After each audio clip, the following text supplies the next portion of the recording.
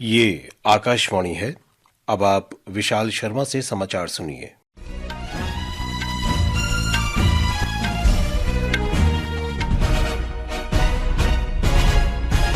प्रधानमंत्री नरेंद्र मोदी और फ्रांस के राष्ट्रपति इमैनुअल मैक्रों ने आज दोपहर ऐतिहासिक फ्रांस के शहर मार्से में पहले भारतीय वाणिज्य दूतावास का संयुक्त रूप से उद्घाटन किया। इससे पहले दिन में दोनों नेताओं ने शहर में भारतीय समुदाय के सदस्यों से बातचीत की। उन्होंने मजारग्यूज युद्ध कब्रिस्तान में प्रथम और द्वितीय विश्व युद्ध के दौरान अपने प्राणों की आहुति देने वाले भारतीय सैनिकों को श्रद्धांजलि भी अर्पित की। राष्ट्रमंडल युद्ध कब्र आयोग द्वारा प्रशासित ये कब्रिस्तान 1700 से अधिक सैनिकों का विश्राम स्थल है। उनकी सेवा के सम्मान में 1925 में पहली बार यहां एक भारतीय स्मारक का अनावरण किया गया था। पेरिस में उच्च स्तरीय कार्यक्रमों की एक श्रृंखला के समापन के बाद श्री मोदी और फ्रांसीसी राष्ट्रपति आज सुबह मार्सिले पहुंचे। मार्सिले में भारतीय समुदाय ने उनके आगमन पर गर्मजोशी और उत्साहपूर्ण स्वागत किया। आज पूरे देश में संत रविदास की जयंती मनाई जा रही है। राष्ट्रपति, उपराष्ट्रपति और प्रधानमंत्री ने इस अवसर पर देशवासियों को शुभकामनाएं दी। राष्ट्रपति द्रौपदी मुर्मू ने सभी से गुरु रविदास जी की शिक्षाओं को अपनाने और समृद्ध तथा विकसित राष्ट्र के निर्माण में योगदान देने का आह्वान किया। उपराष्ट्रपति जगदीप धनखड़ ने सोशल मीडिया पोस्ट में कहा कि महान संत, कवि और समाज सुधारक गुरु रविदास जी ने जाति विहीन समाज की कल्पना की थी।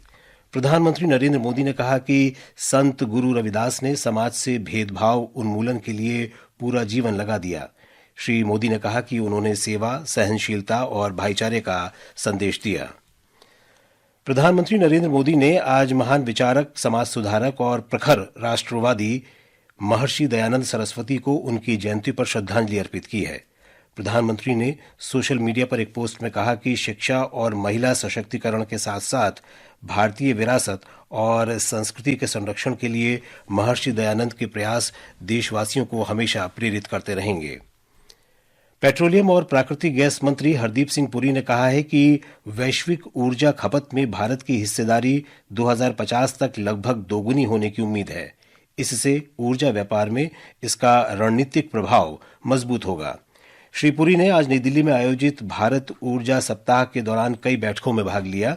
इस दौरान ऊर्जा भंडारण और स्मार्ट ग्रिड सहित बुनियादी ढांचे में महत्वपूर्ण निवेश की आवश्यकता पर चर्चा की गई। आज ग्रेटर नोएडा के भारत एक्सपो मार्ट में भारत का सबसे बड़ा वैश्विक टेक्सटाइल महोत्सव भारत टेक्स 2025 शुरू हो गया है।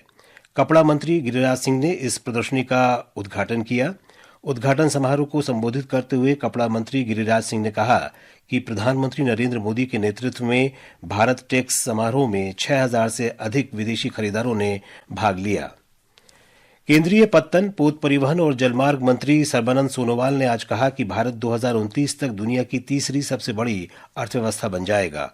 अगरतला में केंद्रीय बजट 2025-26 पर एक संवाददाता सम्मेलन में श्री सोनोवाल ने कहा कि प्रधानमंत्री नरेंद्र मोदी के नेतृत्व में सरकार की नीतियों और कार्यक्रमों ने देश में लोगों के सामाजिक आर्थिक स्तर को ऊपर उठाया है।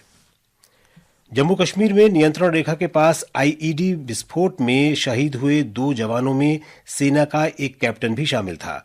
गश्त के दौरान कल अखनूर सेक्टर के लालेली इलाके में आईईडी विस्फोट में 2 जवान शहीद हो गए थे। घटना के बाद से सेना के जवान तलाशी अभियान में जुटे हैं।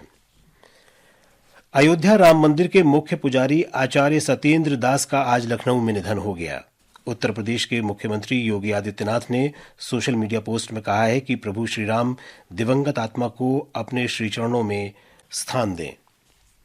भारत और इंग्लैंड के बीच 3 एक दिवसीय अंतर्राष्ट्रीय क्रिकेट मैचों की श्रृंखला का अंतिम मैच इस समय अहमदाबाद के नरेंद्र मोदी स्टेडियम में खेला जा रहा है।